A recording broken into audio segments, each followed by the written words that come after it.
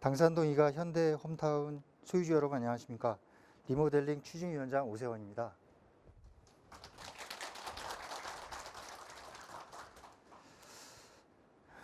코로나19로 인해 전국적으로 힘든 나날을 보내고 있는 가운데 우리 현대 홈타운 소유주 여러분, 가족 모두 건강하고 행복하시길 바랍니다. 현재 그 리모델링 사업은 우리의 자산 가치를 올릴 수 있는 최고의 선택입니다. 이러한 기회를 살려 현대 홈타운 소유주 여러분 모두 주거 환경도 개선하고 미래 자산 가치도 올리시길 바랍니다. 우리 아파트가 더블 역세권의 입지를 가진 최고의 사업 구역이자 최단 기간 조합 설립에 성공한 사례가 될 수 있도록 소유주님들의 적극적인 참여와 지지를 당부드리며 우리 추진위원회는 성공적인 조합 설립을 위해 결의서 접수 등 관련 행정 업무를 신속하게 처리하도록 최선을 다하겠습니다.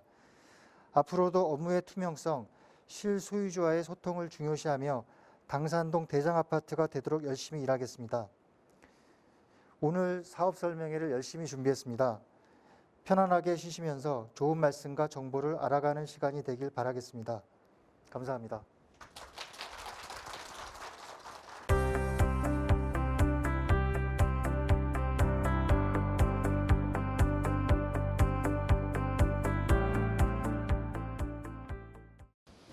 예, 오늘 설명회는 지금 소유자분들이 다 같이 오늘 바쁘셔서 오늘 여기 못 오신 분들을 위해서 추진 쪽에서 지금 영상을 녹화를 해서 저희가 지금 소유자분들한테 아마 공개할 예정입니다. 그래서 요 점 참고를 좀 해주시고요.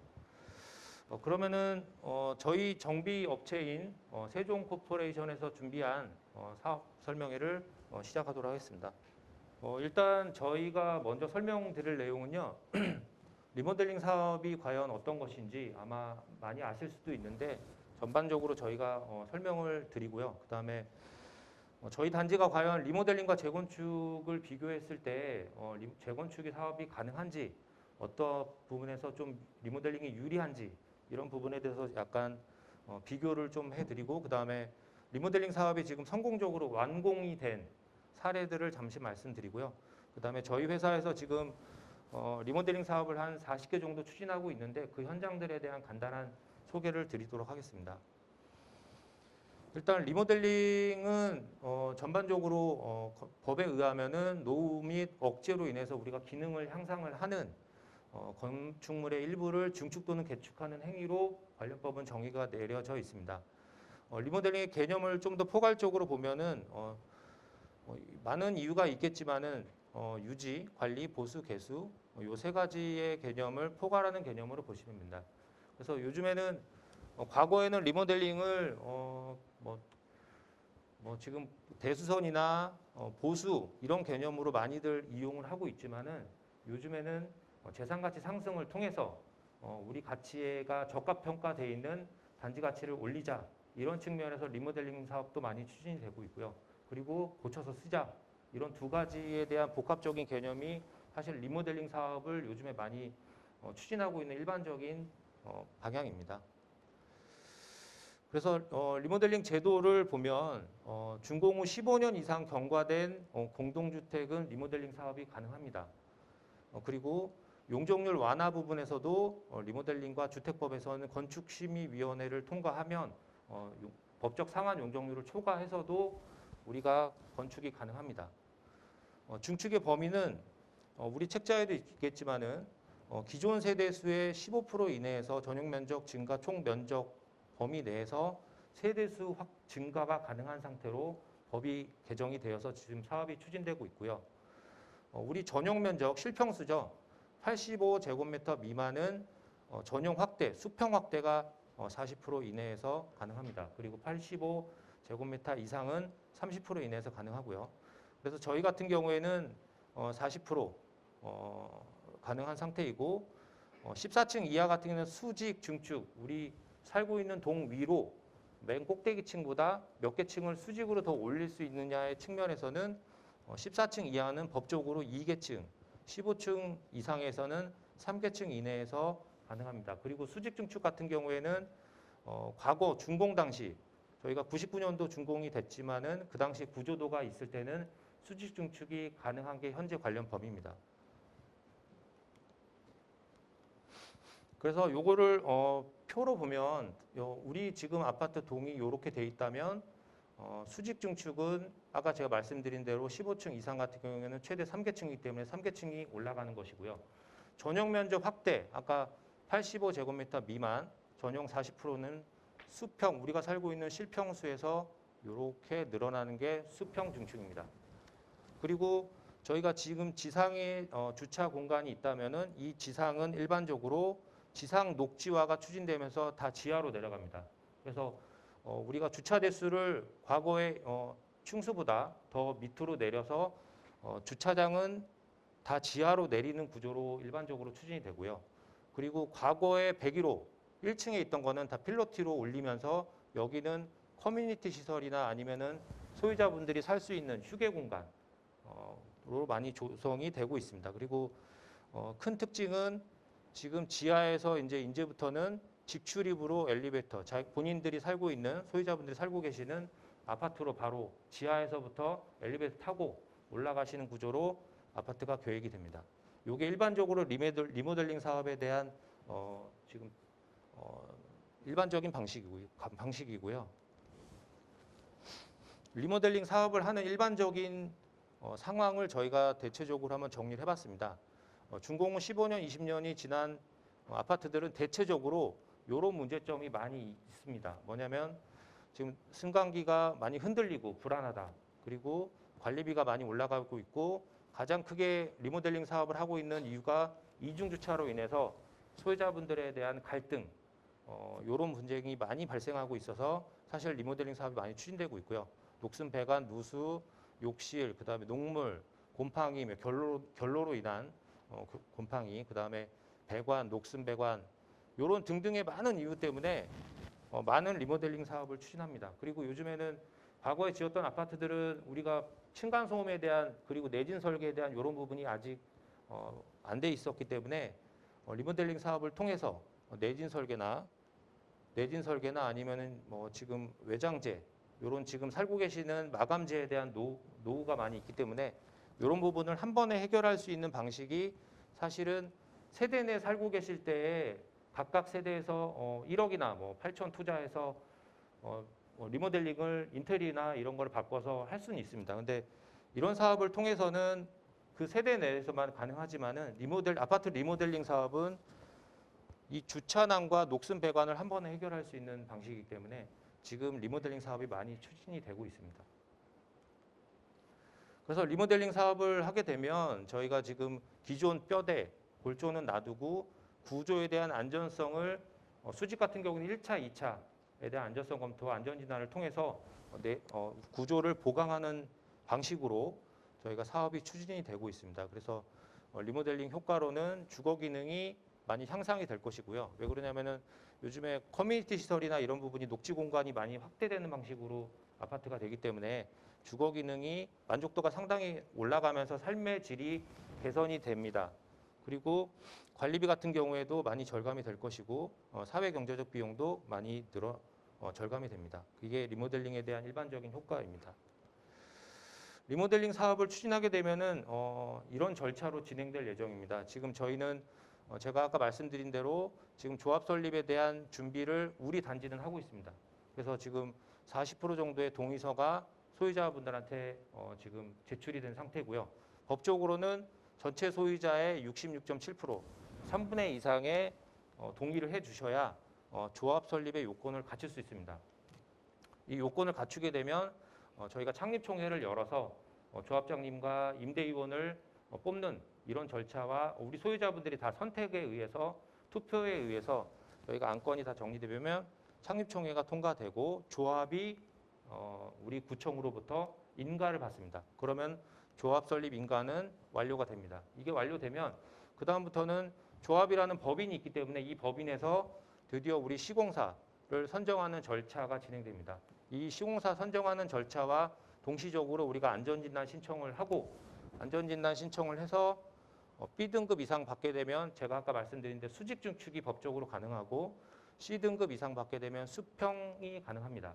근데 우리는 지금 수직과 수평 별도로 우리 책자에는 계획이 되어 있습니다.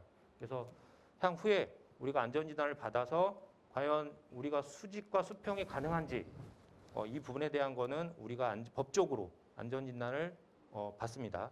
요걸 통과하게 되면 그 다음부터는 건축심의, 우리가 실시계획, 우리 사업계획 승인에 대한 도면을 그리기 전에 건축심의라는 절차를 거쳐서 우리가 심의를 받게 되면 그 다음에 우리 소유자분들이 알고 계시는 관리처분 계획이라는 권리변동 계획 수립을 약식으로 저희가 진행합니다.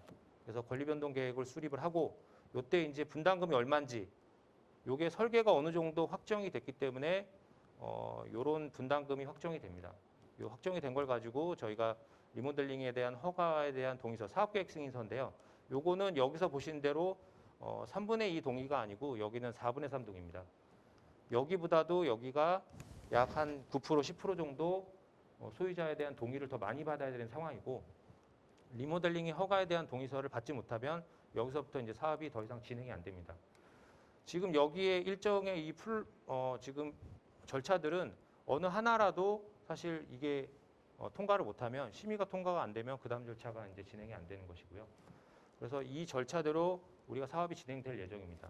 그래서 사업계획 승인이나 리모델링 허가를 받게 되면 그 다음은 여기서 우리가 계획한 권리변동 계획이 확정되는 분담금이 확정되는 절차로 분담금 확정 총회가 개최됩니다. 이 분담금이 확정되면 그 다음부터는 소유자분들이 이주를 가셔야 되고요. 이주가 되면은 지금 철거가 진행될 예정이고 그 다음에 착공, 그 다음에 준공, 그 다음에 입주, 그 다음에 조합이 해산되고 청산되는 이런 절차로 진행이 될 예정입니다. 지금 여기서부터는 이제 리모델링과 재건축에 대한 비교인데요. 절차를 보시면 지금 여기 보시면 핵심인데 착공 전까지는 저희가 리모델링 협회에서 어느 정도 결정을 내린 사안입니다. 평균치로. 착공 전까지는 일반적으로 3년 정도 소요되는 게 리모델링이고 공사 기간은 규모나 우리 세대수에 따라 차이는 있겠지만은 시공사 제한하는 그 공사 기간의 차이는 있겠지만은 3년 정도. 그러면은 총 입주하는 기간까지는 소유자분들이 6년에서 7년 정도 소요된다고 보시면 됩니다. 재건축은 이거와 다릅니다. 재건축은 여기 보시면 평균이 10년입니다. 근데 아마 인근에서도 많이 보셨고 저희 회사에서도 재개발 재건축 사업을 많이 추진하고 있는데요. 10년 안에 끝나는 사례는 거의 없습니다. 그리고 거의 15년, 20년까지도 가는 게 재건축 사업입니다. 음마 아파트나 이런 데 보시면 아시잖아요. 굉장히 오래 걸린 사업이 재건축 사업인데 이게 왜 그러냐면 저희 리모델링 사업은 기본 계획이나 정비구역 지정을 하지 않습니다. 그리고 바로 아까 말씀드렸던 지금 소유자분들이 지금 받아보신 책자 조합 설립에 대한 이 절차로 바로 들어갑니다. 근데 재건축은 기본 계획을 해야 되고 안전진단을 D등급, 2등급을 받아야 그때서야 정비구역을 지정할 수 있는 요건이 됩니다. 정비구역을 지정한 다음에 또 다시 추진위원회를 구성해서 이 추진위원장님이 또 조합을 설립합니다. 이 조합장이 또 다시 건축심의, 사업심의 이런 절차를 거쳐서 가기 때문에 통상 요 구역 지정까지만 해도 3년, 4년이 걸립니다. 여기서부터 저희가 이제 기간이 상당히 많이 벌어지는 게 일반적입니다. 그래서 재건축을 한다, 10년 안에 된다, 요거는 평균적인 거고 상당히 시간이 많이 지연되는 게 많이 있습니다. 그래서 요거 절차를 간단하게 말씀드렸고요. 리모델링과 재건축 사업에 대한 비교인데요. 요거는 조금 더 세부적으로 들어가서 말씀을 드리면 리모델링은 저희 주택법에 따라서 사업이 추진됩니다. 재건축은 도시 및 주거 환경 정비법에 따라서 진행되고요. 리모델링은 골조를 유지해서 보강, 구조 안전을 통해서 저희가 별동 중축 방식으로 되지만 재건축은 전면 철거를 하고 새로 짓습니다. 새로 짓고 신축 개념으로 새로 짓고요. 그다음 안전진단은 제가 말씀드렸고 재건축은 D2등급을 받아야 추진하고 있습니다. 근데 여기 저희가 목동 쪽이나 이런 데서도 사업을 많이 하고 있는데요. 안전진단이 30년, 31년, 32년 넣었다고 안전진단이 통과되는 게 아닙니다. 요즘에는 안전진단이 거의 38년 정도 되고 중간에 아파트들을 많이 개보수하지 않습니까? 그거에 되면은 또다시 안전진단이 점수가 잘 안 나와서 목동이나 이런 데서 안전진단을 30년 넘었다고 재건축하겠다고 안전진단을 넣었다가 안전진단 통과 안 돼서 지금 사업을 못하는 뭐 이런 거를 매스컴에 많이 나와 있습니다. 그래서 안전진단이 30년 됐다고 저희가 바로 재건축 사업을 추진할 수 있는 건 아니고 안전진단이 통과돼야 그다음에 정비구역 지정 절차로 갈 수 있어서 재건축을 할 수 있습니다. 그래서 지금 정부에서는 요걸 많이 막고 있죠. 안전진단을 투자 재건축으로 인한 집값 상승을 막기 위해서 18년도부터 안전진단을 굉장히 강화했습니다. 안전진단 D등급, 2등급 받는 절차를 강화했기 때문에 지금 안전진단이 많이 통과가 안 되는 사례가 발생하고 있는 거고요.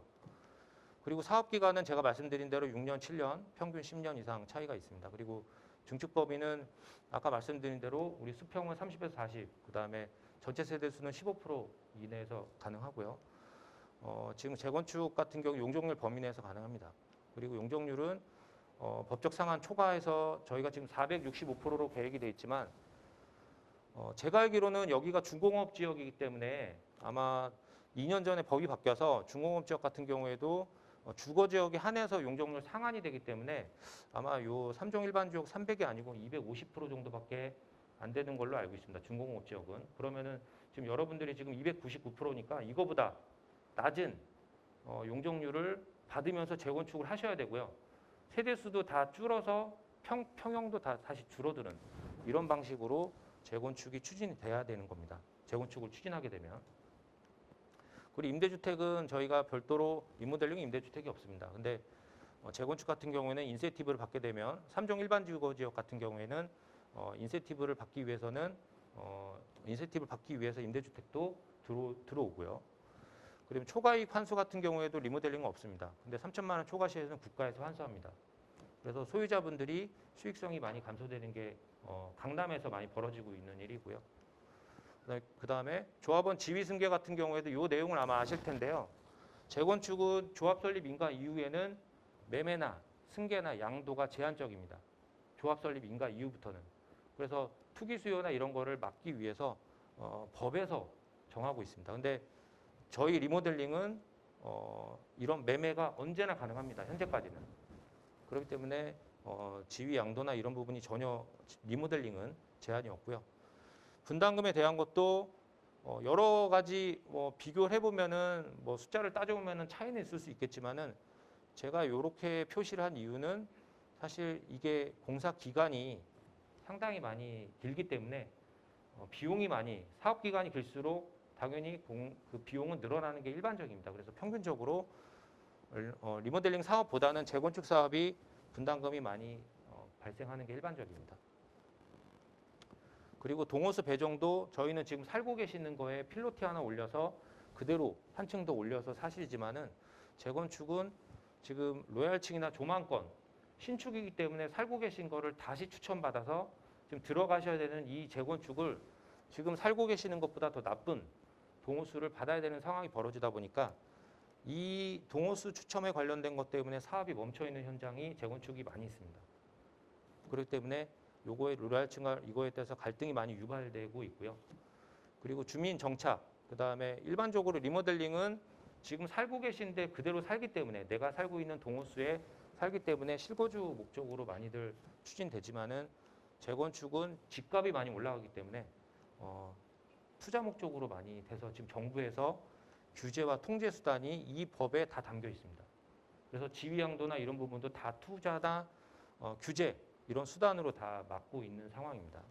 그래서 일반적으로 저희가 리모델링은 200% 이상 저희 단지 같이 200% 이상 되는 중고층 20층 되는 아파트들은 당연히 리모델링 사업을 추진해서 우리가 최대한 법적 상한을 초과해서 용적률을 많이 받아서 리모델링을 일반 분양을 많이 해서 저희가 분담금을 줄이는 방식으로 추진하는 게 정답이고요. 재건축은 용적률이 180% 이하인 단지에서 이 땅 지분이 크거든요. 이런 데서 재건축을 많이 추진하고 있습니다. 그래서 과거에는 지금 86년도 전에는 서울시 일반 주거지역 용적률이 180% 이하였습니다. 근데 지금 86년도부터 2000년도 사이까지는 300%까지 지금 용적률이 돼 있어서 저희가 99년도, 2000년대 준공받은 이 단지들은 용적률이 지금 300% 거의 299% 올라가 있는 상황입니다. 근데 이런 상황에서 저희가 2000년도 이후에는 용적률이 기준 용적률이 250%입니다. 그렇기 때문에 저희가 용적률에 대한 손해를 상당히 많이 볼 수 있습니다. 재건축을 하게 되면. 그래서 이 차이는 간단하게 제가 비교를 말씀드렸습니다. 예, 여기서부터는 성공 사례인데요. 간단하게 보겠습니다. 여기 2010년도에 당산 쌍용 예가에서 지금 완료했고 여기는 세대수가 그대로입니다. 이때까지는 세대수 증가가 없었습니다. 세대수 증가가 14년도부터 있었기 때문에 지금 저희가 할 수 있는 겁니다. 그리고 여기 쌍용 예가 같은 경우에도 12년도에 세대수 그대로죠. 그리고 푸르지오도 세대수 그대로입니다. 13년도. 그리고 레미안 로이도 세대수 그대로고 14년 완공된 일정입니다. 그리고 청담 아이파크도 마찬가지로 세대수 없고 14년. 여기 대치 하이스턴도 완공이 돼서 집값 상승이 많이 벌어진 이 단지들은 리모델링을 통해서 집값이 많이 올라가 있습니다. 리모델링의 추진 현황인데요. 제가 요거는 기사화됐기 때문에 여기 보시면 리모델링 협회에서 5월 기준으로 지금 추진하고 있는 현장들입니다. 전국 리모델링 추진 단지가 72개. 지금은 더 많이 늘어났습니다. 근데 수도권만 해도 지금 조합이 구성된 단지가 62개 정도가 지금 움직이고 있습니다. 이게 왜 그러냐면 지금 재건축을 지금 할 수가 없어요. 재건축을 정부에서 다 막았고 조합원에 대한 지위 양도도 다 막아놨고 이런 것 때문에 재건축 추진이 안 되기 때문에 그 대안으로 리모델링 하는 겁니다. 그리고 리모델링이 과거에 고쳐서 쓰자 이런 개념이 아니고 마감재나 우리 시공사분들이 다 시공을 완벽하게 해내기 때문에 집값이 신축과 준한 수준으로 다 올라가기 때문에 새로운 아파트입니다. 새로운 아파트를 리모델링을 통해서 우리가 다시 살자. 짧은 시간 내에 15년이 아니라 30년 동까지 기다리지 말고 15년 막 지나면 리모델링 사업을 통해서 우리가 리모델링하고 리모델링 후에 다시 재건축하자. 이런 게 사실 리모델링 위원장님들이 많이 공유하시고 추진위원들하고 소유자분들하고 얘기를 하고 있는 겁니다. 제가 리모델링 성공 사례까지는 말씀드렸고요. 여기서부터 추진 현황인데요. 저희 회사에서 추진하고 있는 현황이 잠깐 말씀드리겠습니다. 오그마남 같은 경우에는 지금 용적률이 283인데 430%까지 용적률을 올려서 지금 2주가 완료됐고요. 둔촌현대 같은 경우에도 지금 심의, 권리변동계획 수립하고 있고 용적률이 이렇게 많이 올라갔습니다. 그리고 문정시형도 마찬가지고 옥동우성도 지금 용적률이 약 300% 정도 됐었는데 거의 400%대까지 올라갔고 세대수가 1140에서 1311세대 정도로 늘려서 저희가 사업을 추진하고 있고요. 가락쌍용도 세대수가 상당히 큽니다. 2000세대. 2000세대 되는 세대가 2373으로 세대수를 올려서 용적률도 거의 500%까지 올려서 사업이 추진되고 있고 여기는 조만간 안전진단이 B등급 정도 12월 달에 완료될 예정입니다. 그래서 여기도 수직과 수평과 별동이 다 지금 진행이 돼 있는데 거의 마무리가 됐습니다. 그리고 목동우성 여기는 아마 저희 동네인데 통합으로 지금 진행되고 있던 현장인데 지금 1차와 2차는 GS건설을 저희가 선정을 완료했고요. 5차 같은 경우에는 포스코 건설이 완료가 돼서 사업을 진행하고 있습니다. 그리고 대치현대도 지금 시공사 GS건설을 지금 수의계약으로 끝냈고 총회를 완료했습니다. 그리고 고동안암도 지금 삼성물산 레미안이 들어와서 지금 사업을 진행하고 있고요. 서강GS도 GS건설이 들어와서 하고 있고 매화도 저희가 사업을 완료했고요. 우국신이 여기가 지금 우리 서울에서 가장 관심을 갖고 있는 게 여기입니다. 세대수 보시면은 4,396세대입니다. 여기가 리모델링을 해서 지금 63% 정도 동의율을 확보를 했고요. 5,000세대로 탈바꿈되는 이 우국신 이게 3개의 단지가 같이 사업을 해서 지금 사업을 하고 있는 대단지입니다. 동작구에 있는 현장인데요. 여기가 서울에서 지금 현재까지는 가장 큽니다. 그리고 동의서도 지금 거의 다 나왔고요. 조만간 조합 설립 인가가 완료될 것 같습니다. 수석가치도 강남구에서 추진하고 있고 잠실현대도 지금 창립총회가 지금 예정돼 있습니다. 그리고 이촌한가람도 최근에 3분의 2 동의 66.7%를 넘어서 지금 창립총회를 끝내놓고 조합 설립 인가도 신청해서 조만간 조합이 인가 받을 예정입니다. 여기도 보시면 2000세대에서 2300세대 정도로 넘어갑니다. 그리고 당산 효성 1, 2단지 저희 옆 단지일 텐데 여기도 지금 동의서 진구 중이고 독산한시 그다음에 저희 현장 동의서가 지금 40% 정도 약 40% 정도가 지금 집계가 되었습니다. 조만간 저희도 동의서가 나오지 않을까 생각이 됩니다. 그리고 마포태영도 사업을 진행하고 있고요. 청담 신동아 여기도 청담동 강남구 청담동인데 지금 많이 용적률도 올렸고 목동 우성 1단지 목동 우성 1단지도 지금 사업이 동의서가 72% 정도 올라와 있습니다. 한 달 만에 여기 주차난이 굉장히 심한데 여기도 한 달 반 만에 거의 72% 정도 나와가지고요. 지금 조만간 조합이 구성될 예정입니다. 가락상령 2차도 마찬가지고 용산 여기 노량진 신동아 마찬가지고요. 보시면은 현장들이 꽤 많습니다.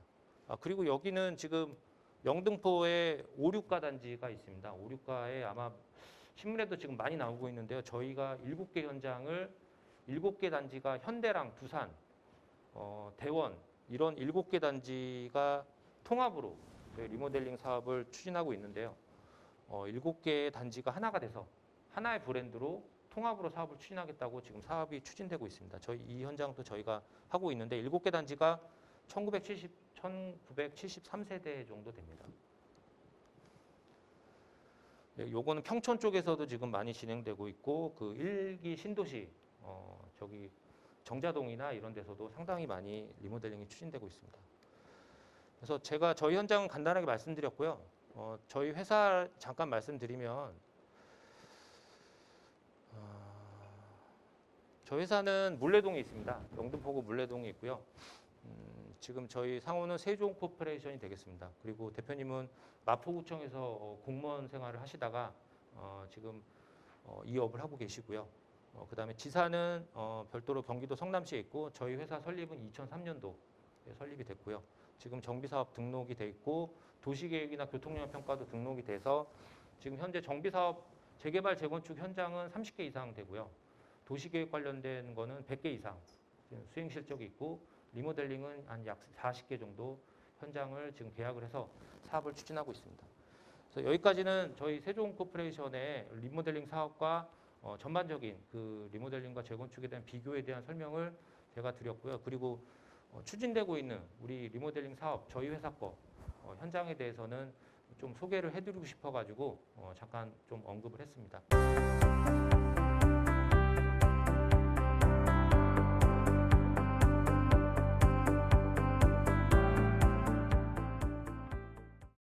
안녕하세요. 경일감정평가법인의 김병주 평가사라고 합니다.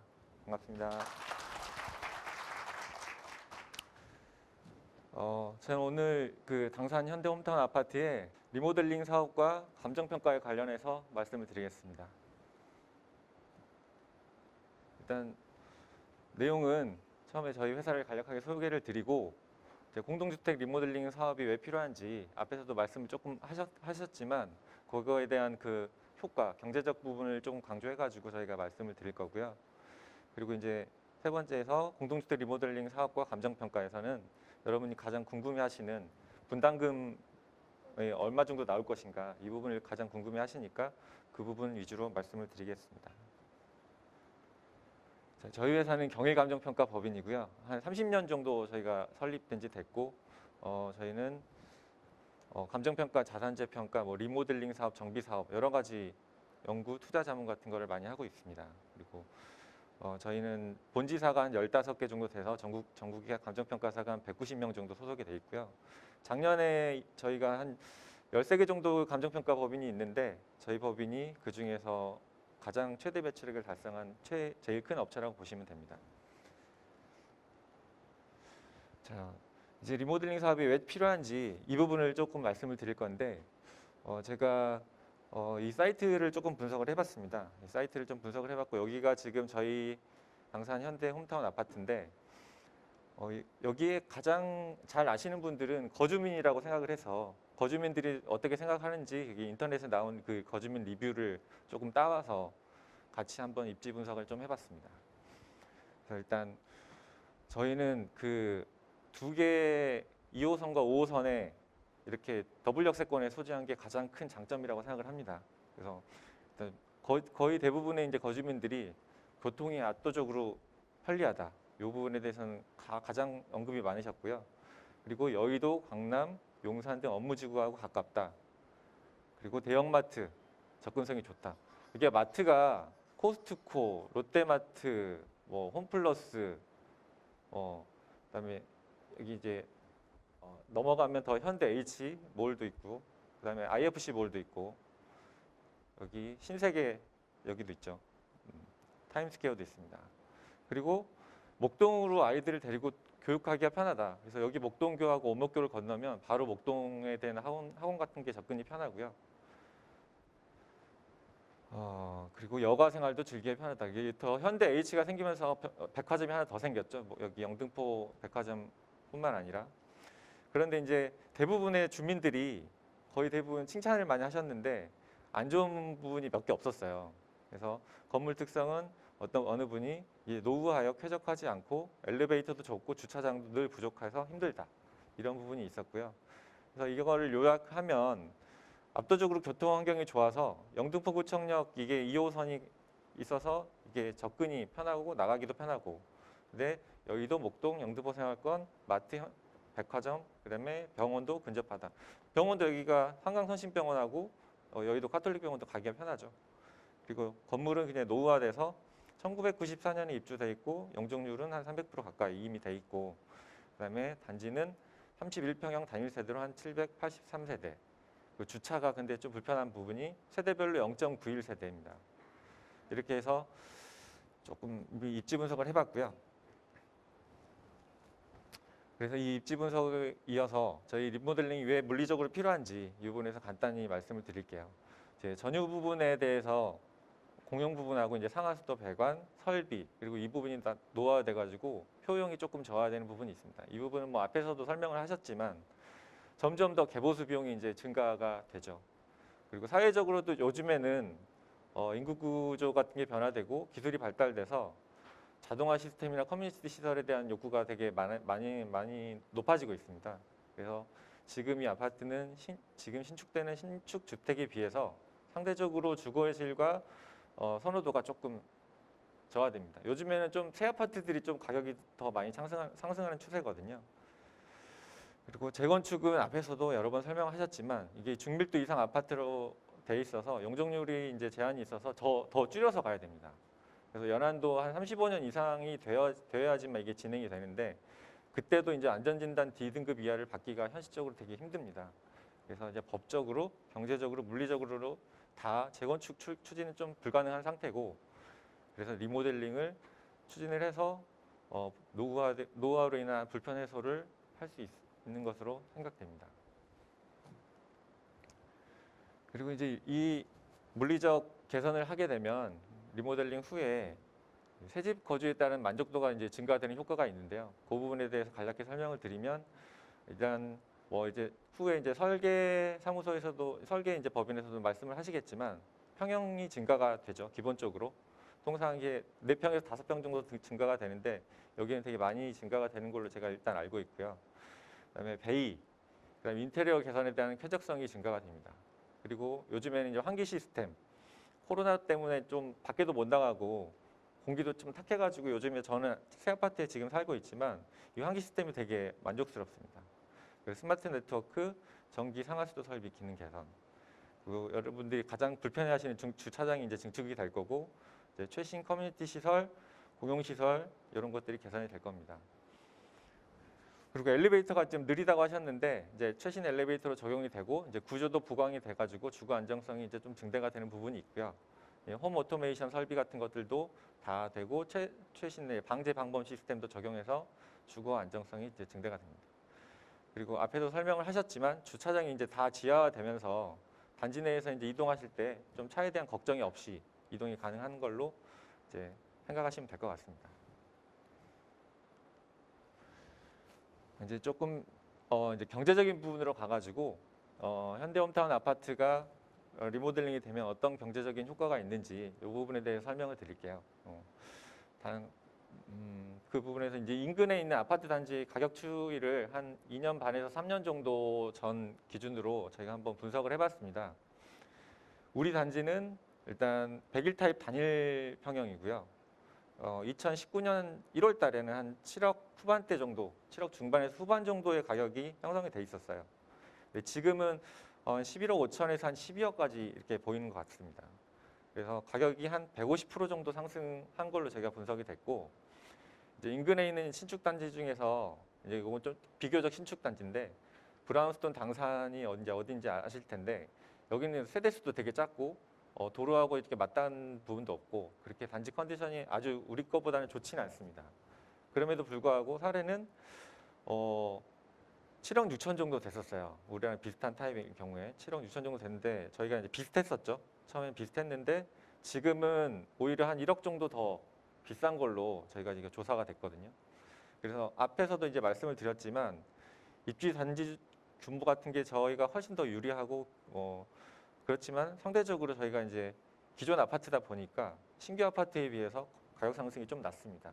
이건 이제 정부가 이제 규제도 이제 많이 하고 실거주 목적을 위주로 조금 많이 편성이 되다 보니까 실거주가 편리한 좀 새 아파트가 좀 가치가 좀 많이 상승하고 있습니다. 상대적으로.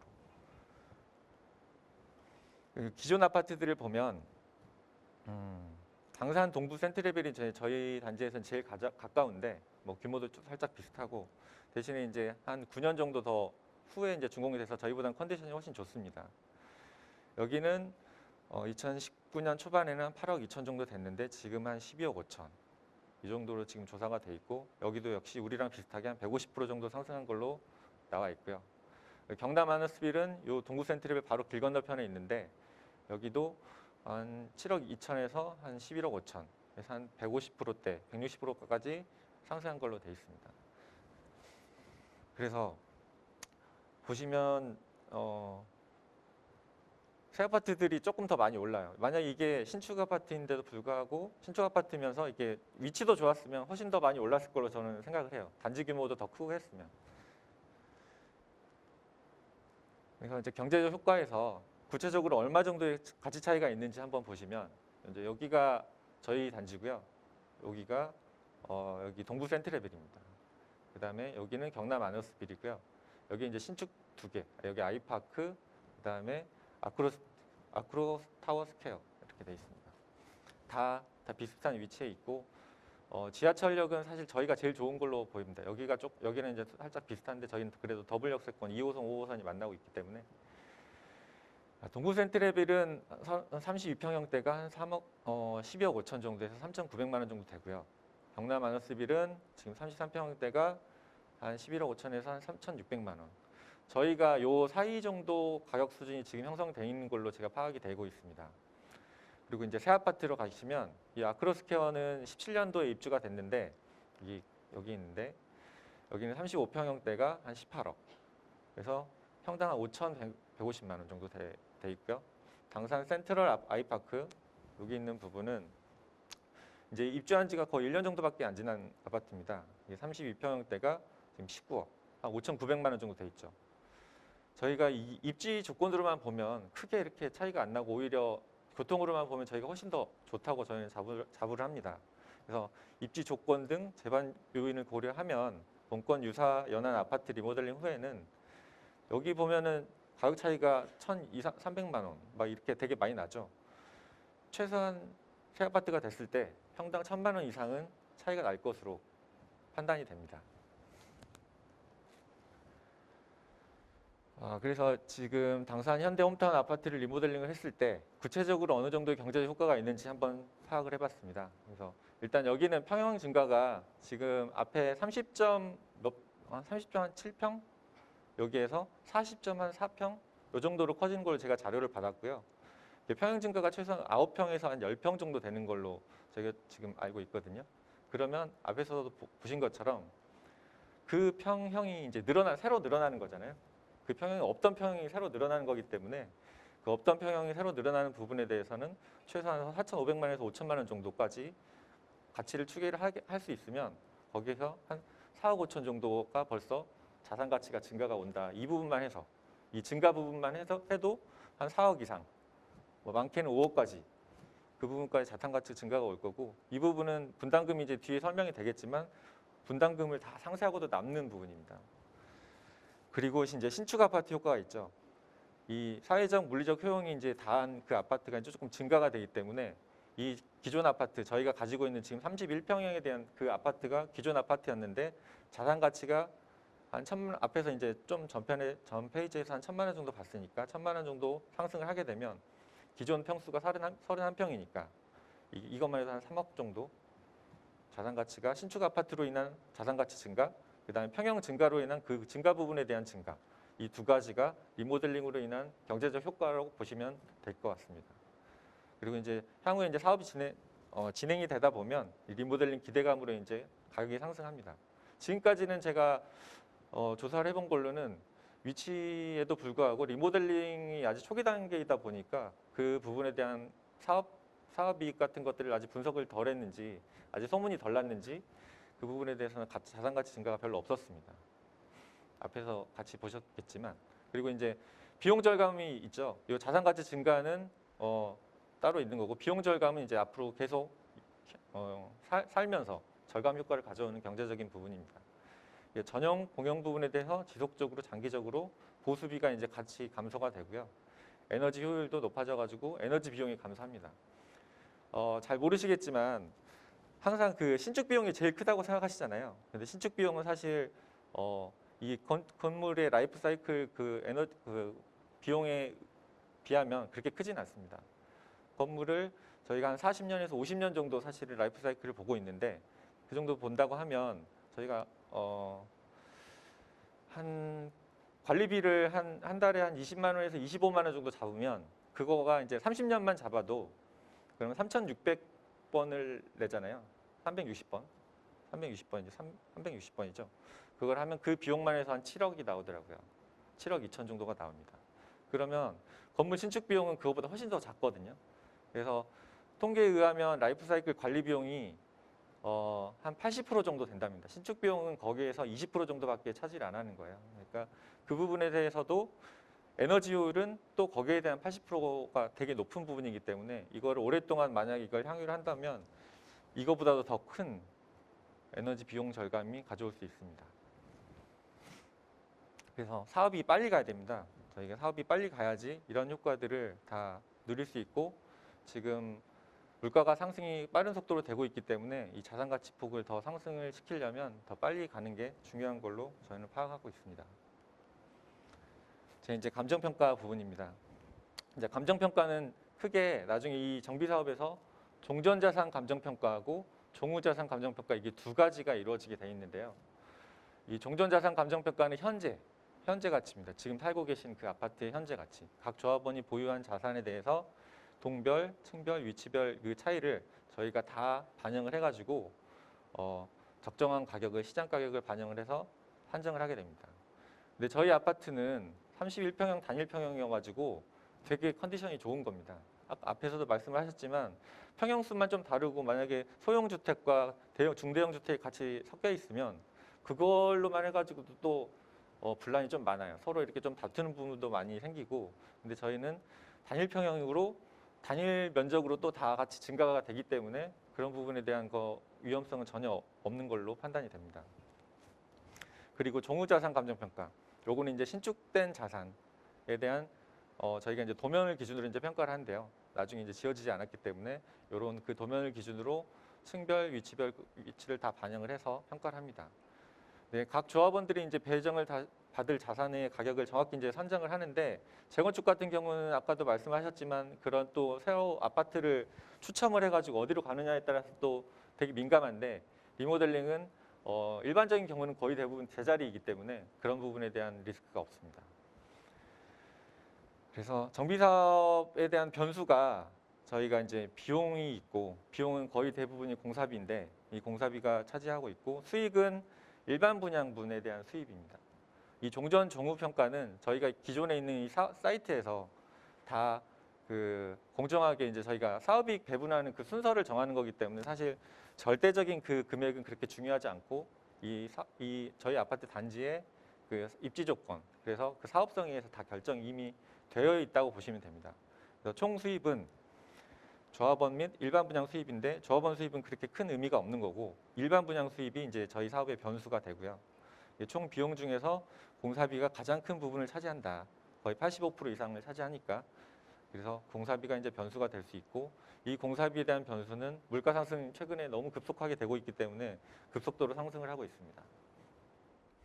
그리고 비례율하고 이제 권리 가격이 산정이 되는데 이 비례율은 이 총수입 앞에 총수입에서 총 비용을 이제 공제를 하고요. 저희가 종전자산 총액 조합원님들의 종전자산 총액을 나눈 게 이제 저희 비례율인데 권리 가격을 그래서 종전자산 가격에서 비례율을 곱한 게 이제 권리 가격으로 산정이 됩니다. 그래서 분담금은 최종적으로 호별 새로 들어갈 정무자산 여기 평가한 그 가격에서 조합원님들이 받은 권리 가격, 이 권리 가격을 뺀 가격이 이제 저희 부담을 해야 되는 나중에 부담을 해야 입주하실 때 부담을 해야 되는 분담금으로 보시면 되겠습니다. 다른 단지로 한번 시뮬레이션을 해봤는데요. 저희 단지가 컨디션이 워낙 좋다 보니까 저희 단지만 보시면 조금 이제 넓게 보시라고 저희가 다른 단지 저희가 접촉하고 있는 다른 단지로 분석한 결과를 한번 보시라고 가져와 봤습니다. 여기 아파트들이 이제 보통 이렇게 형들이 요 정도로 이렇게 2개에서 3개, 많게는 뭐 5개, 6개까지 공급형이 기존 아파트가 이렇게 나눠져 있는데 저희는 딱 한 개죠. 그리고 이렇게 돼서 이 종전자산 추정액을 저희가 세대적으로 이렇게 평균 가격을 내면 총 종전자산 추정액이 나옵니다. 그리고 종무자산 이제 새로 들어갈 가격 그 아파트죠. 25평짜리가 30평이 되는 거고 34평짜리가 40평이 되는 거죠. 이렇게 혼동된 아파트의 가격이 이렇게 매겨지게 되면 총 저희 종무자산 가액이 나오고요. 그래서 이제 비례율은 이 총 분양 수익, 이 분양 수익에는 일반 분양분 아파트하고 조합원님들 아파트 이 2개를 합친 겁니다. 그래서 이 2개를 합친 거를 총 분양 수익으로 놓고 총 사업비는 이제 공사비랑 이제 관리 비용들이 다 들어가는 부분이고 총 사업 수익은 여기서 이거를 빼면 총 분양 수익에서 사업비를 빼면 이 총 사업 수익이 나오고 종전자산 총액이 여기에서 가져오면 비례율은 이 시기에서 107% 정도 나오는 단지였습니다. 이제 조합원 분담금들은 그래서 이제 이 비례율을 종전자산 가액에 곱해가지고 나오는 가격을 이렇게 이제 권리가액이고요. 조합원 분양가는 여기서 가져온 거죠. 조합원 분양가를 빼면 이제 분담금은 아까 25평짜리가 5평 정도 늘면서 한 2억 정도 나오고 여기 6평 정도 늘면서 한 2억 6천 그리고 여기도 4, 5평 늘면서 한 3억 2천 이렇게 한 5평 내외 늘면서 한 2억 중반에서 2억 후반 정도 나오는 게 요즘에는 좀 대다수인 것 같아요. 조금 이제 사업성이 좀 떨어지면 3억 넘게도 많이 나오고요. 그리고 공사비도 요즘 많이 올라가고 있어가지고 공사비가 많이 올라가면서 2억 후반대가 좀 많이 포착이 되는 것 같습니다.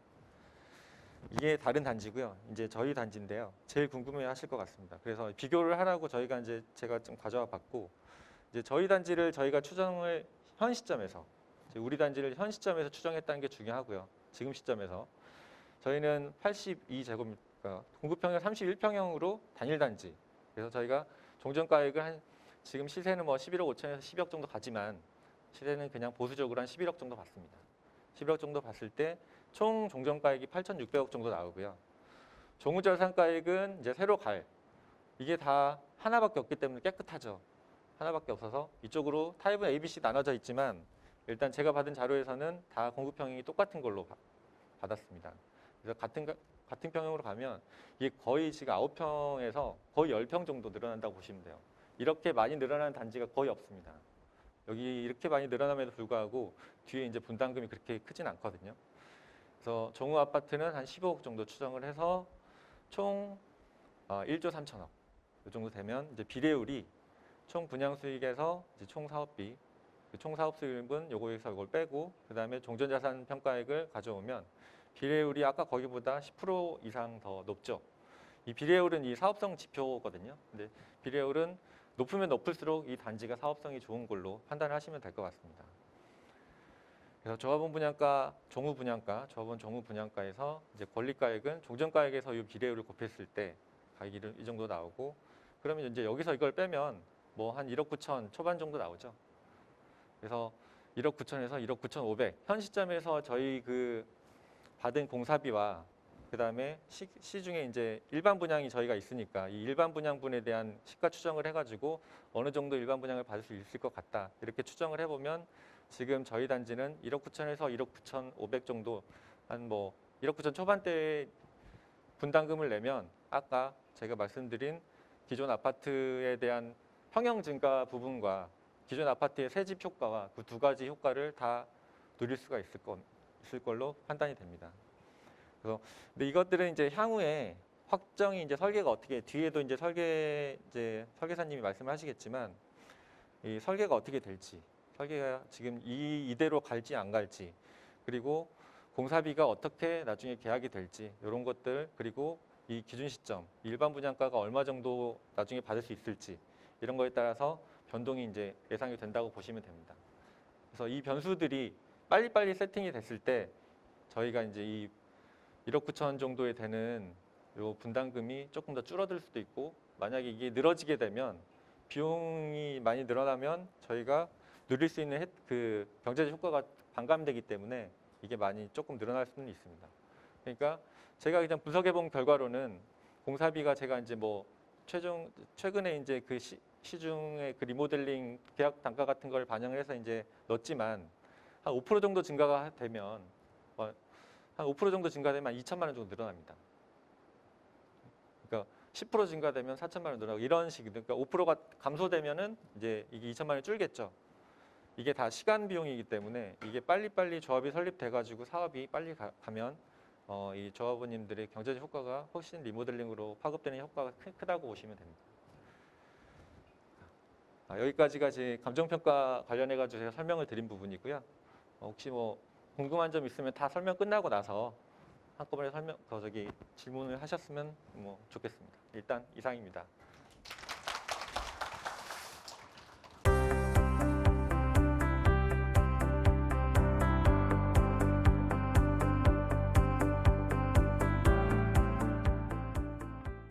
네, 인사드리겠습니다. 저는 지한건축 종합건설사무소 대표를 맡고 있는 박세희 건축사입니다.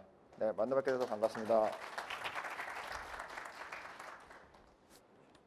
네, 지금부터 리모델링 당산 현대홈타운 리모델링 계획을 설명드리도록 하겠습니다. 순서는 저희 회사 소개 잠깐 드리고요. 뭐 앞서서 리모델링에 대한 일반사항 많이 말씀드렸는데 저희 설계 쪽에서 보는 리모델링의 일반사항 말씀드리고 그 다음에 현대홈타운 설계에 대해서 설명드리도록 하겠습니다.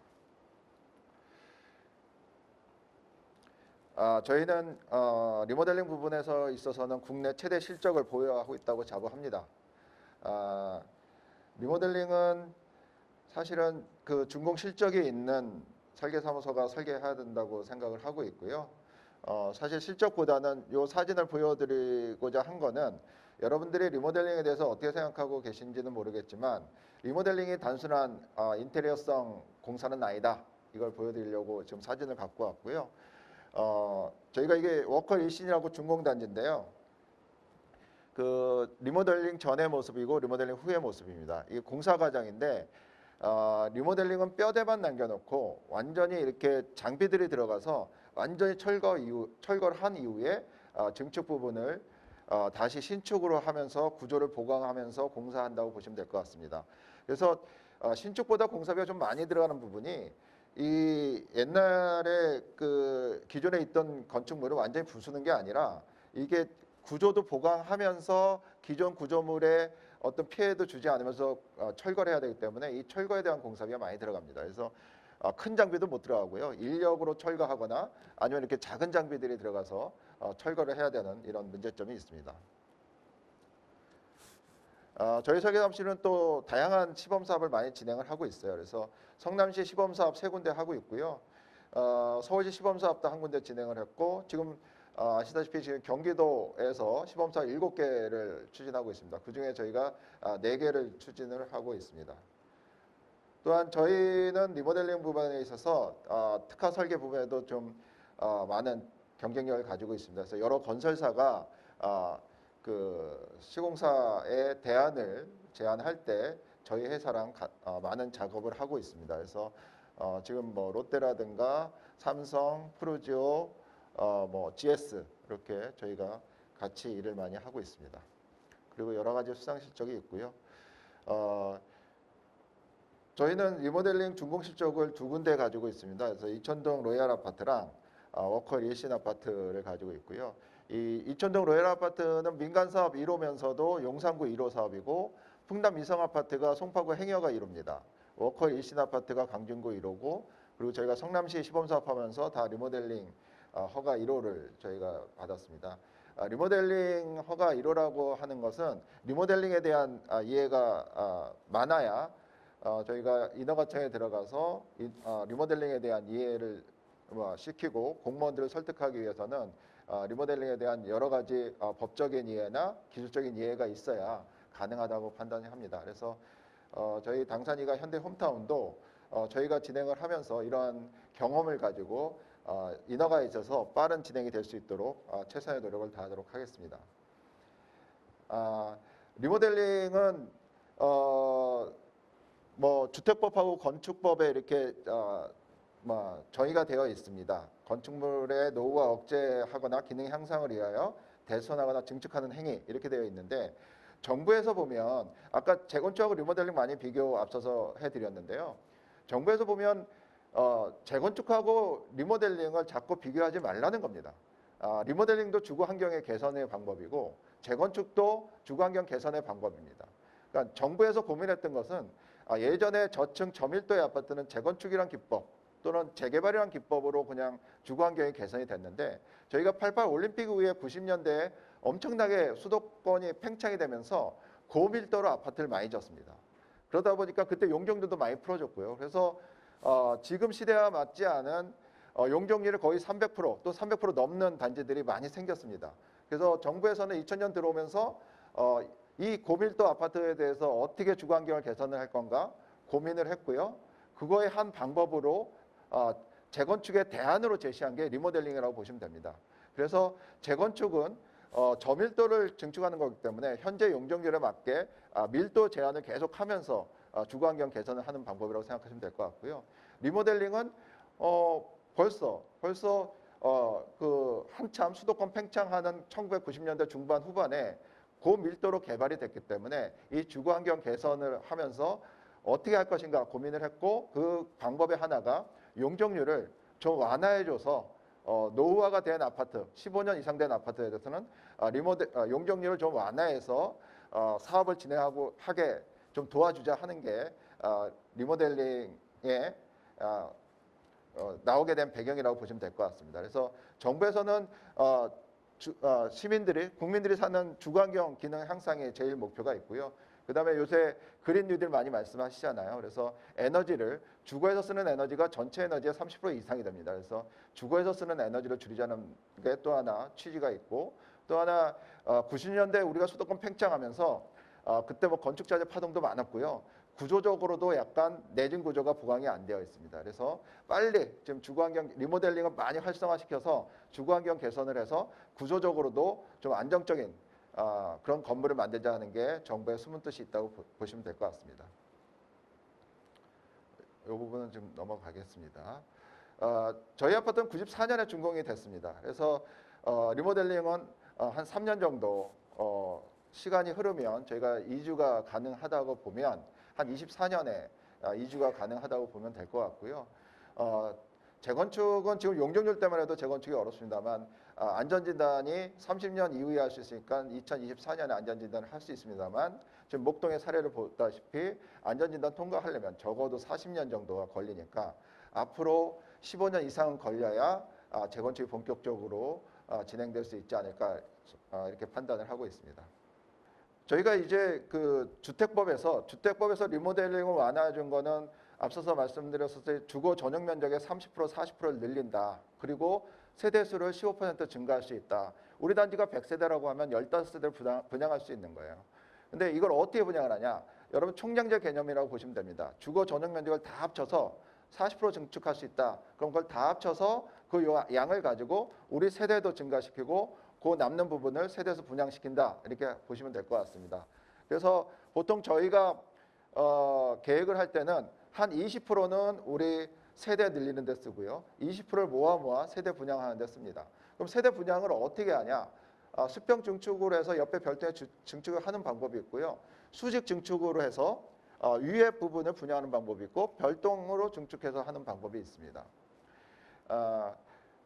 저희가 수직 증축은 이제 정부에서 근데 안전성 검토라고 하는 수직 증축을 하게 되면 구조적으로 좀 불안하기 때문에 좀 관에서 주도하는 안전성 검토를 받아라. 그 2회에 걸쳐서 받아라 하는 조항이 있습니다. 그래서 근데 수직 증축은 지금 정부의 입장이 약간 통과를 안 시키려는 하는 입장이 있습니다. 잘 뉴스에도 몇 번 보셨겠지만 분당에서 계속 아무래도 별동 증축을 하게 되면 없던 단지에 동이 없던 그 단지 위치에 동이 생기기 때문에 조망권이나 일주권의 일부 간섭이 생길 수가 있습니다. 그래서 될 수 있으면 수직 증축으로 해서 분양 세대수를 만들려고 많이 노력을 했습니다만 지금 분당에서 시범사업들이 거의 안전성 검토를 통과시키려고 짧게는 1년만 길게는 한 2년 가까이 안전성 검토를 통과시키려고 노력을 했습니다만 결국은 지금 부결이 되고 지금 수평 증축으로 전환이 됐습니다. 그래서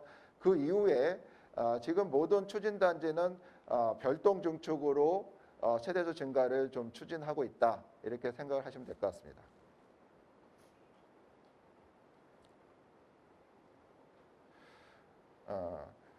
그리고 리모델링 같은 경우는 저희가 그 아까 전용 면적을 지금 전용 면적 82제곱미터잖아요. 거기 20% 증가시키면 거의 우리가 17제곱미터 정도 뭐 이렇게 증가가 될 텐데 우리가 82제곱미터에서 17제곱미터 한 20제곱미터 증가하는데 아까 분담금이 한 1억 9천 나온다고 했어요. 근데 왜 19제곱미터밖에 증가 안 되나? 뭐 이게 아니고요. 우리가 82제곱미터에는 예전에는 벽체 중심선으로 이제 이렇게 계산을 했습니다. 면적 계산을 할 때 벽체 중심선으로 계산을 했는데 지금 여러분들 신축 분양하는 아파트가 같은 80제곱미터대 아파트도 상당히 넓어 보이죠. 그게 왜냐하면 요즘은 이렇게 안목치수로 벽체 안쪽으로 면적을 산출을 하고 각종 그 설비 배관이 지나가는 것도 예전엔 면적에 들어가 있었는데 지금 면적에 제외가 됩니다. 그러니까 이 면적만 해도 저희가 보면 한 4제곱미터에서 5제곱미터가 돼요. 그래서 여러분들 책제를 받아보셨을 때 20% 증가할 때 이 정도 증가하는데 그 숫자 플러스 실제로 쓰는 면적은 이렇게 벽체의 안목으로 재고 중심선이기 때문에 플러스 한 4에서 5제곱미터는 더 늘어난다. 이렇게 보시면 될 것 같습니다. 자, 지금부터 이제 여러분들이 궁금해하시는 현대 홈타운의 설계를 설명드리도록 하겠습니다. 우선 이게 리모델링 후에 조감도 모습입니다. 별동이 좀 생겼고요. 이 조감도의 모습은 별동의 위치 같은 거나 이런 것들은 계속 변경이 될 수가 있습니다. 지금까지는 저희가 추진이랑 협의하면서 여러 가지 대안을 냈고 이건 그 대안 중에 하나입니다. 대안 중에 하나고 시공사 선정할 때나 아니면 우리가 건축 심의 넣으면서 계속 별동의 위치나 증축 방향이나 이것은 계속 변경될 겁니다. 그리고 이 안이 최종안이 아니고 여러분들이 또 어떠한 또 의견을 주시면 또 의견을 최대한 반영을 해서 새로운 안을 만들어가는 과정이 있을 겁니다. 지금 현재는 이 아파트에 그 랜드마크적인 건물 좀 인면을 만들고자 저희가 여기가 지금 상가 자리고요. 여기가 107동인데 그 앞쪽에 저희가 좀 분양 세대수하는 아파트를 높게 하나 만들었습니다. 그리고 맨 위에다가 저희가 여기 한 25층 되는데요.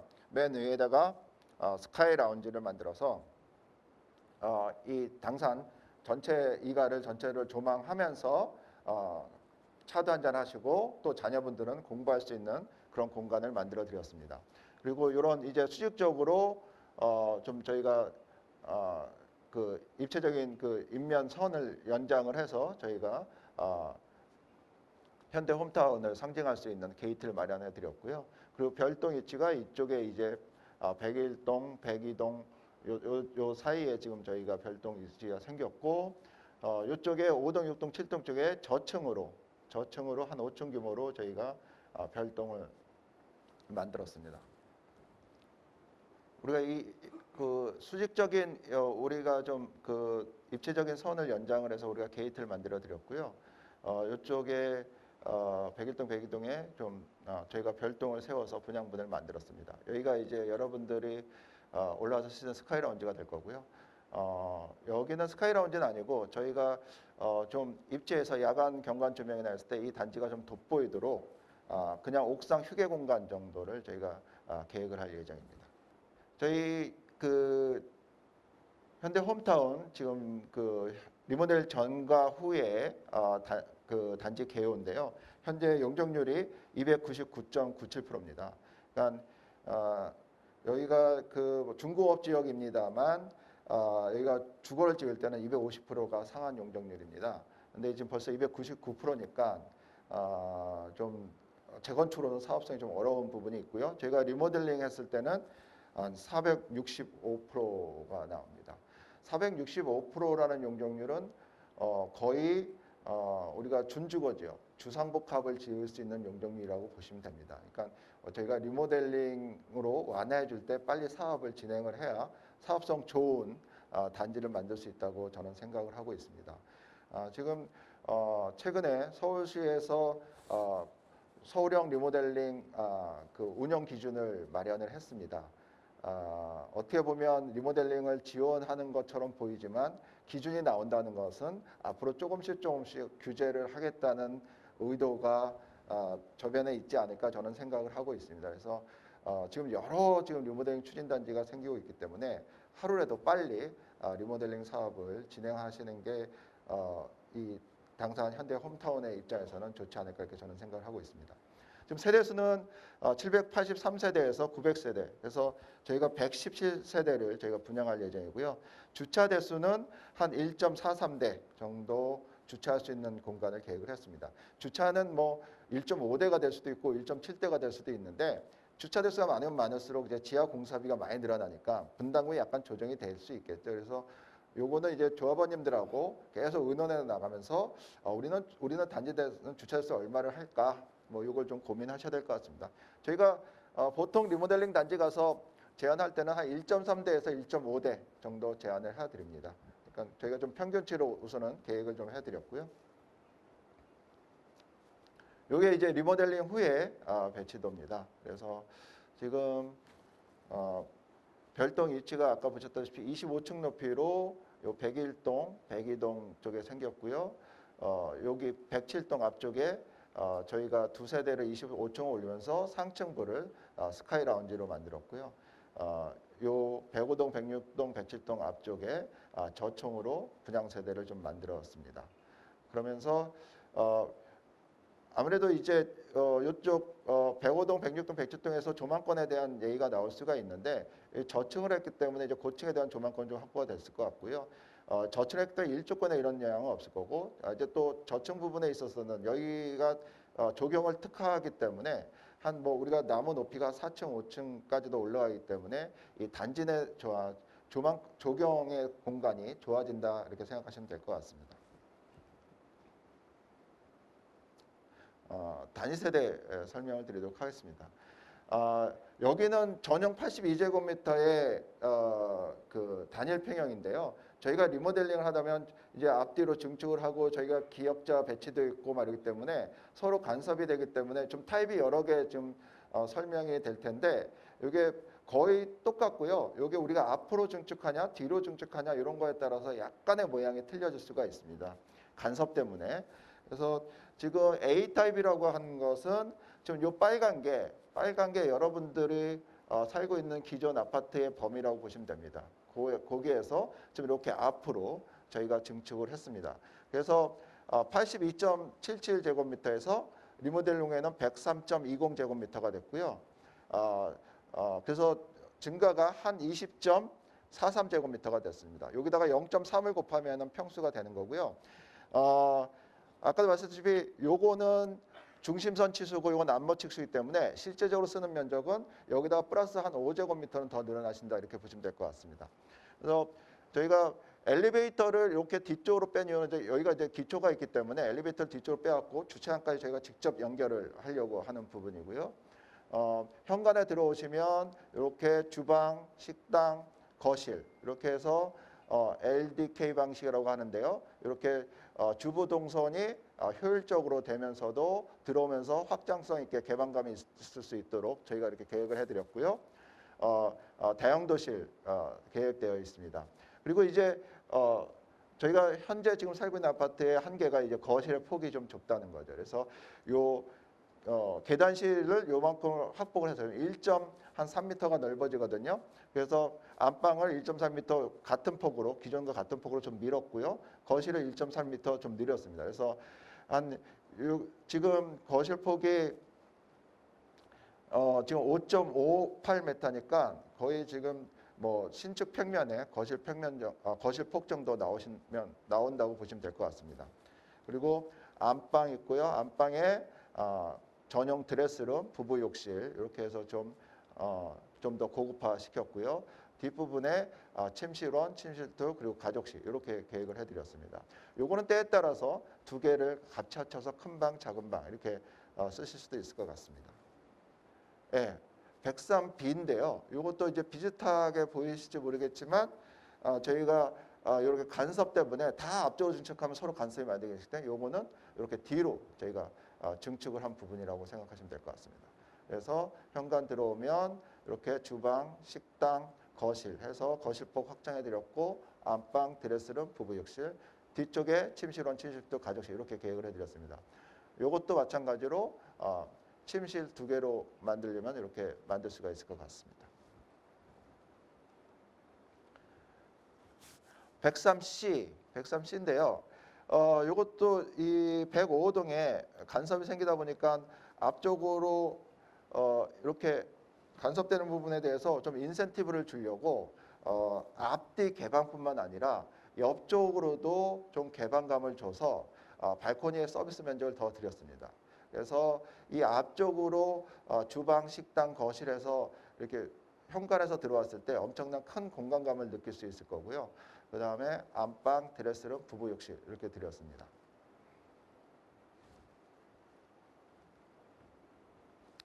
103D입니다. 이것도 간섭 때문에 지금 이렇게 이면 개방으로 이렇게 해드렸습니다. 그래서 여기도 이제 서비스 면적이 기본적인 타입보다 많아질 거고요. 그래서 현관에서 들어오시면 주방, 식당, 거실 이렇게 LDK 방식이라서 또 서비스 면적 충분히 드렸고요. 그 다음에 안방, 그 다음에 드레스룸, 부부욕실 그리고 침실 2개 이렇게 계획을 해드렸습니다.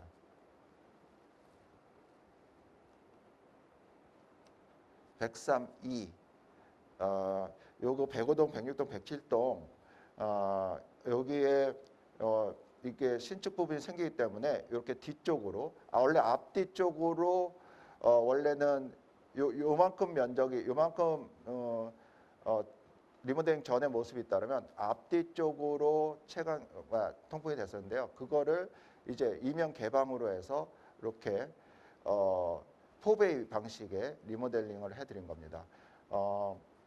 요거는 거의 뭐 지금 신축 평면에도 타워형에서 나오는 타입이거든요. 그래서 거의 신축 평면하고 비슷하게 저희가 계획을 해드릴 수 있을 것 같습니다. 그래서 현관에서 들어오시면 거실, 뒤쪽에 주방, 식당, 그리고 안방, 그리고 드레스룸, 부부욕실, 그리고 침실 2개 이렇게 계획을 해드렸습니다. 네, 여기까지가 단위 세대 말씀드렸고요. 그 외에 단위 세대 외에 이제 단지에 대한 부분 좀 설명을 드리고 설명을 마무리하도록 하겠습니다. 아무튼 저희가 필로티를 띄울 거고요. 주차장을 다 지하화할 거기 때문에 지상은 전체적으로 다 조경 공간이 될 것입니다. 조경 공간도 뭐 그냥 우리가 그냥 식재만 하는 게 아니라 이렇게 좀 아기자기하게 입체적으로 재미있는 공간을 좀 많이 만들 거고요. 휴게 공간들도 이렇게 많이 만들 것입니다. 그 다음에 주민 커뮤니티 시설 같은 경우는 지상으로 올린다기보다는 이렇게 썬큰을 활용해서 지하로 내려와서 주민 커뮤니티 시설을 만들면서 해서 좀 여러분들의 저층 세대에서 프라이버시가 좀 저해가 덜 되도록 저희가 계획을 할 예정이고요. 또한 썬큰으로 되었기 때문에 채광이나 환기변에는 별 문제가 없을 겁니다. 그리고 썬큰으로 내리면서 저희가 수공간도 계획을 할 예정입니다. 그리고 이제 우리 단지에서 가장 제가 랜드마크적으로 힘을 줄 수 있는 부분, 아까 107동의 요 입구 부분에 우리가 요 스카이 스테이션, 스카이 라운지를 만들 계획이고요.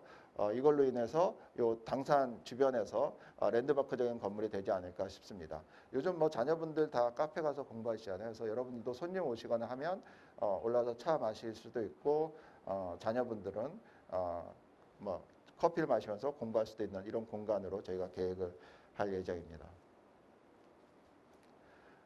그리고 이제 뭐 여기가 또 뭐 그 아까 25층까지 올라가는 조망권이 좋은 부분은 옥상을 이렇게 휴게 공간으로 저희가 조경 공간을 통해서 휴게 공간으로도 계획할 예정을 하고 있습니다. 그다음에 그 외에 이제 여러분들의 조합이 설립되면 우리 단지에는 좀 더 단지 가치를 상승시키기 위해서 이런 시설 저런 시설 편의시설 좀 해달라 하면 거기에 대한 좀 저희가 추가적으로 계획을 할 거고요. 요즘에 많이 하는 게 뭐 맘스 카페라든가 그다음에 이제 그 나이 드신 분들을 위한 시니어 카페, 시니어 클럽, 뭐 물리치료실도 뭐 계획을 해요. 그리고 뭐 골프 연습장, 휘트니스 센터, GX룸 이런 것들을 많이 계획을 합니다. 이거는 주민 여러분들의 의견을 모아서 어떠한 편의시설이 좀 더 필요한지 의견을 주시면 저희가 앞으로 계속 계획을 해 나가도록 하겠습니다. 그리고 주차장은 지금에 있는 주차장을 거의 철거하고 새로 신설하신다고 보시면 됩니다. 그래서 완전 지하로 할 거고요. 우리가 지금 주차장법에 맞게끔 폭을 2.5m 이상 할 거기 때문에 주차하고 문 열 때 문콕 현상 전혀 없을 거고요.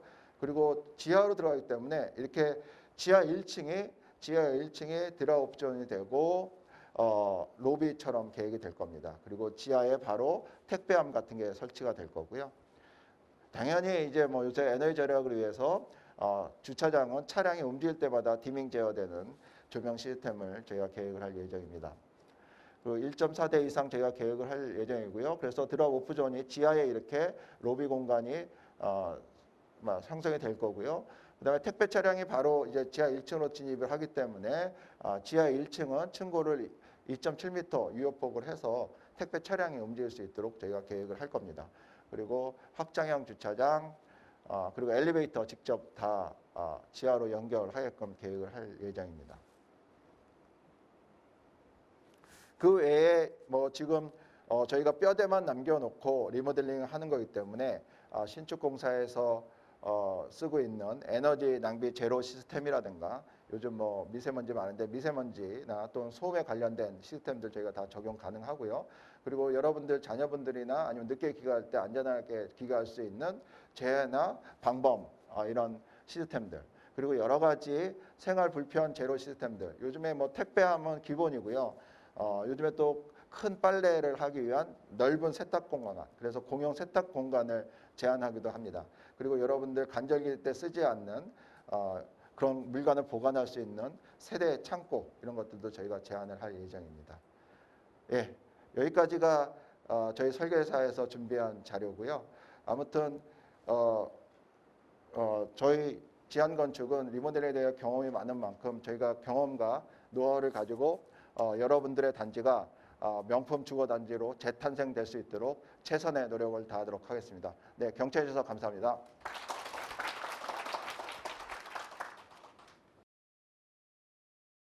제가 저도 이 업을 한 15년가량 재개발 재건축 사업을 하고 있는데요.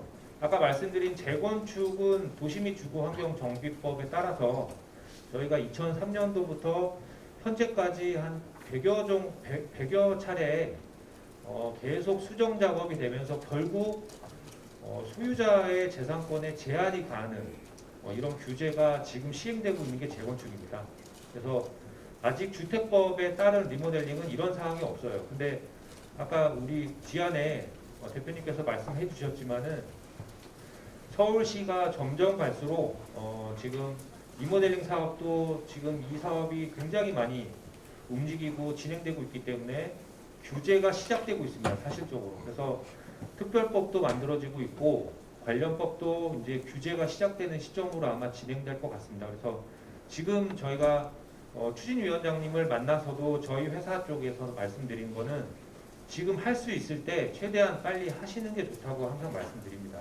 지금 때를 놓치면은 분명히 규제가 적용된 이 법이 만들어지고 나서 시행을 하게 되면 아까 재건축 제가 말씀드렸지만은 조합원이 내 집인데 조합이라는 인가를 받고 나서는 팔지 못합니다.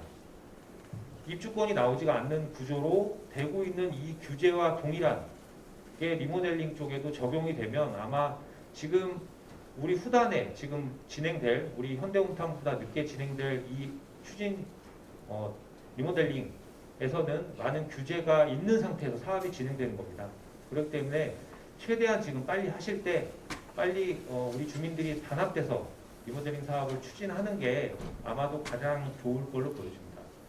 네, 오늘 설명회는 오늘 참여하신 회사들 준비 많이 해주셔가지고요. 오늘 유익한 시간이 됐을 것 같습니다. 그래서 설명회는 오늘 진행된 순서는 다 마쳤습니다. 이걸로 오늘 설명회는 마치고요. 아까 그 예고해드린 대로 질문이 있으신 사항에 대해서는 저희가 설명을 다 하고 나서 추가적으로 질문 사항에 대한 답변을 드리라고 예고를 해드렸습니다. 혹시 질문 있으시면 질문해 주십시오. 첫 번째, 저희들 소유주 입장에서 보면 가장 들어가는 고민을 해야 되는 부분이 개인 분담금입니다. 그죠? 개인 분담금일 건데, 지금까지 주중인 쪽에서는 일단 2억 원 정도라는 어떤 그런 내용들만 하고, 초기에는 이제 2억을 내어서 20억짜리 아파트를 얻는다라는 그런 취지로 말씀들을 많이 하셨어요. 그런데 실질적으로 정말 지금 내가 2억을 가지고 이러한 내용들을 가질 수 있을까? 여기에 대해서 일단 의문점이 많습니다.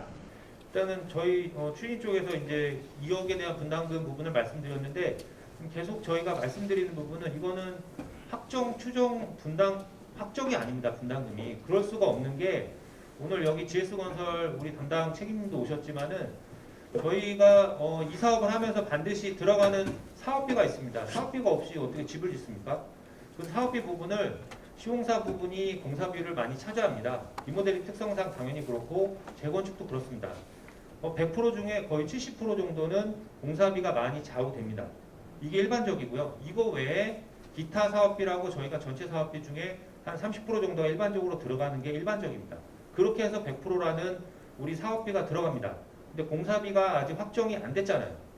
GS건설이 선정이 될지 오늘 참여하셨지만은 타 시공사가 선정이 될지 그거는 우리 소유자분들이 추후에 결정을 해서 우리 시공사를 뽑으면 됩니다.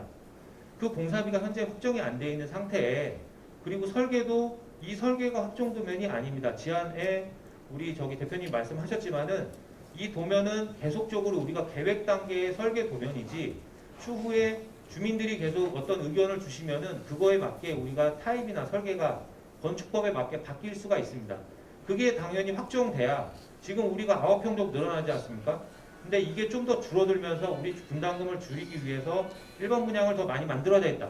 이런 의견들이 있으시면은 우리가 확대하는 면적이 축소가 되면서 당연히 설계가 바뀌겠죠. 그러면 설계와 우리가 공사해야 될 도면이 아직 현재 확정이 되지 않았습니다. 그게 확정이 된 거는 최대한 우리가 동의를 하시는데 이 정도에 대한 건축비나 비용과 우리 소유자들이 얼마큼의 분담과 할지 이 개요에 대한 거를 법적으로 통지해서 동의서를 받아야 되기 때문에 우리가 어느 정도 추진위에서 주민들을 대표하는 추진위 쪽에서 추진위원장님하고 결정을 해서 대안을 하나 만든 것 뿐입니다. 근데 이걸 가지고 이거를 우리가 고지해서 이거를 돈을 내십시오 이런 게 아니고요. 추후에 변경될 충분히 사안은 있지만은 이 정도의 분담금이 발생합니다. 그러니까 이걸 가지고 리모델링에 대해서 찬반 여부를 결정해서 우리한테 의견을 주십시오. 라는 측면에서 지금 동의서가 나간 상태이기 때문에 지금 말씀하신 대로 명확한 확답된 분담금은 지금 설계나 공사비나 이런 게 전혀 확정이 안 된 지금 초입 단계예요. 근데 어떻게 이거를 확정인 것처럼 내라고 할 수가 없기 때문에 최대한 설득하고 근사치에 맞게 오늘 평가사님도 오셨지만은 우리 가치가 이렇게 우수하다. 그런 측면에서 신축 아파트 우리 리모델링 후에 대한 가치가 상당히 많이 올라갈 것이다.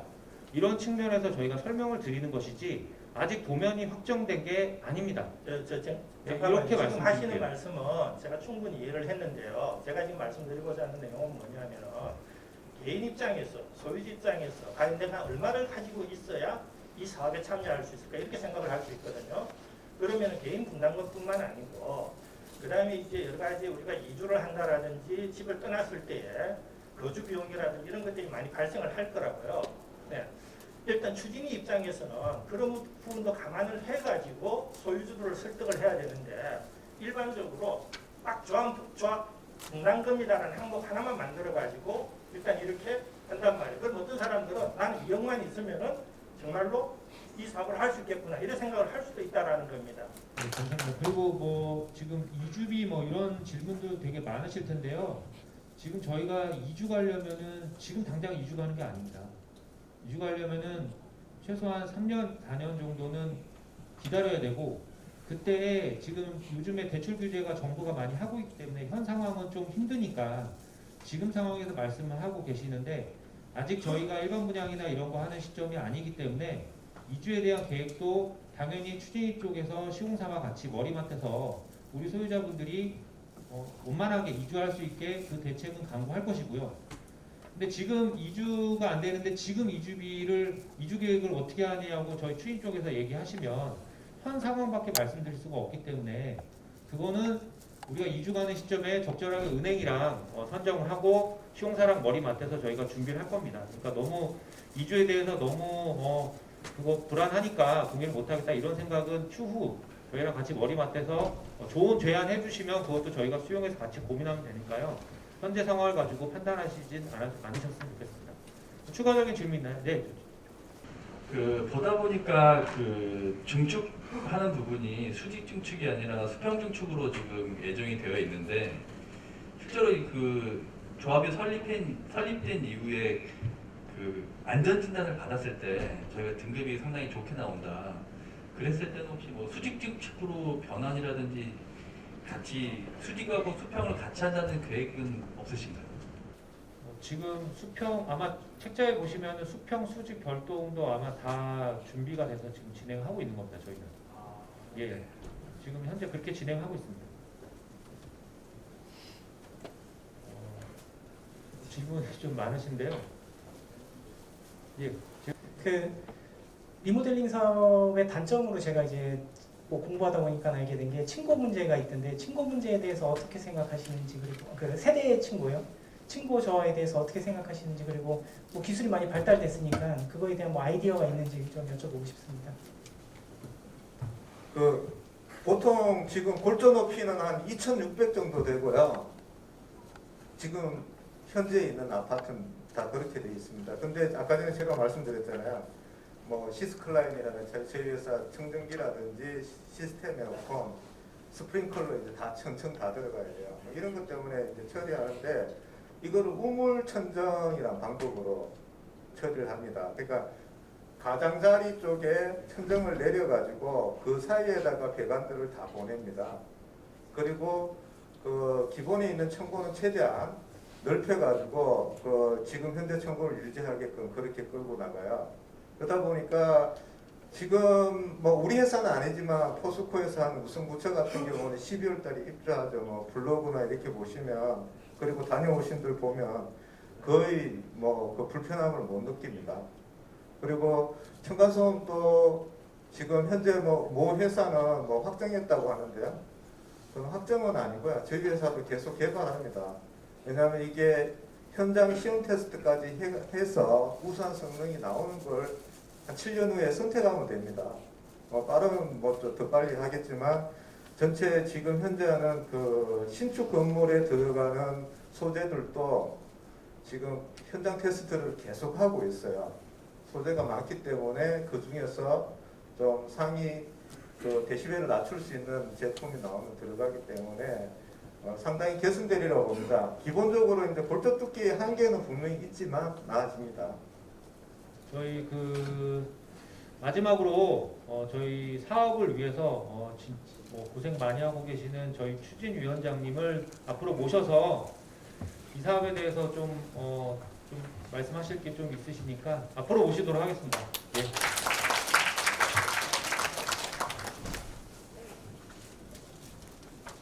안녕하십니까, 오지환입니다.